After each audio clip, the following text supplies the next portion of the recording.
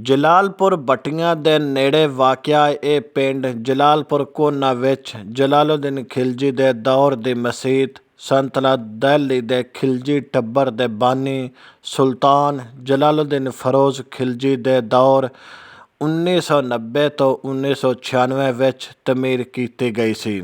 ਰਵਾਇਤ ਦੇ ਮੁਤਾਬਕ ਸੁਲਤਾਨ ਜਲਾਲੁੱਦੀਨ ਖਿਲਜੀ ਨੇ ਇਸ ਇਲਾਕੇ ਤੋਂ ਗੁਜ਼ਰ ਹੋਏ ਇਸ ਬਸਤੀ ਦੀ ਬੁਨਿਆਦ ਰੱਖੀ ਸੀ, ਜਿਸ ਬਾਰੇ ਇਸ ਦਾ ਨਾਂ ਜਲਾਲਪੁਰ ਮਸ਼ਹੂਰ ਹੋ ਗਿਆ ਹੈ।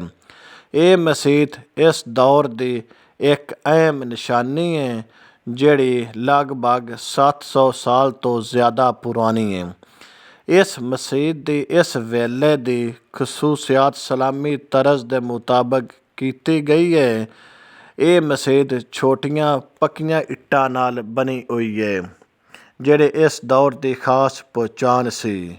ਮਜ਼ਬੂਤ ਦੀਵਾਰਾਂ ਕਿਹਾ ਜਾਂਦਾ ਹੈ ਕਿ ਇਸ ਦੀਆਂ ਦੀਵਾਰਾਂ ਬਹੁਤ ਚੌੜੀਆਂ ਅਤੇ ਮਜ਼ਬੂਤ ਨੇ, ਜਿਹੜੀਆਂ ਕਈ ਸਦੀਆਂ ਗੁਜ਼ਰਨ ਦੇ ਬਾਵਜੂਦ ਅੱਜ ਵੀ ਕਾਇਮ ਹੈ। ਮਸੀਤ ਦੇ ਮਿਹਰਾਬ ਤੇ ਗੁੰਬਦ ਖਿਲਜੀ ਦੌਰ ਦੀ ਇਮਾਰਤ ਤੇ ਸਾਦਗੀ ਦਾ ਖੂਬਸੂਰਤ ਨਮੂਨਾ ਪੇਸ਼ ਕਰਦੇ ਨੇ। ਵਕਤ ਗੁਜ਼ਰਨ ਦੇ ਨਾਲ ਨਾਲ ਮਸੀਤ ਦਾ ਕੁਝ ਹਿੱਸਾ ਬੁਸੀਦਾ ਹੋ ਗਿਆ ਸੀ, ਪਰ ਮਕਾਮੀ ਆਬਾਦੀ ਨੇ ਇਸ ਦੀ ਤਾਰੀਖੀ ਅਸਲੀਅਤ ਨੂੰ ਬਰਕਰਾਰ ਰੱਖਣ ਲਈ ਇਸ ਦੀ ਮੁਰੰਮਤ ਦੀ ਦੇਖਭਾਲ ਕੀਤੀ ਹੈ।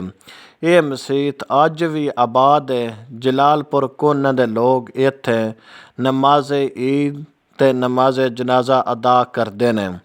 ਕੁਝ ਲੋਕੀ ਇਸ ਨੂੰ ਅਲਾਉਦੀਨ ਖਿਲਜੀ ਦੀ ਮਸੀਤ ਦੇ ਨਾਂ ਨਾਲ ਵੀ ਪੁਕਾਰਦੇ ਨੇ, ਪਰ ਤਾਰੀਖੀ ਇਤਬਾਰ ਦੇ ਨਾਲ ਇਸ ਦੀ ਬੁਨਿਆਦ ਜਲਾਲੁੱਦੀਨ ਖਿਲਜੀ ਦੇ ਦੌਰ ਵਿੱਚ ਰੱਖੀ ਗਈ ਸੀ।